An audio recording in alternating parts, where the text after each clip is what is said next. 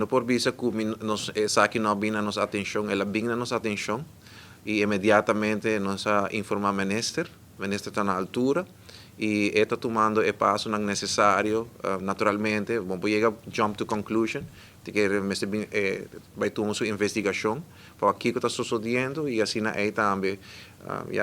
toma o passo necessário para clarear a situação aqui na Ana. Mas não por visa, já que sakta algo que tem ministro, mas a mim seguro, que tu me hopi na sério, me uma pessoa que sempre me para em minha área de trabalho, sempre me para como manager para proteger meu trabalhador, para contra abuso, etc. E me quer nesse caso aqui nós está urgente a minister, dangue o dever para tomar o passo não largar a coisa quieto, sino investigar o que está sucedendo para chegar a todo detalhe do problema aqui e assim também por tomar passo consciente e efetivo para clarificar e resolver o problema aqui.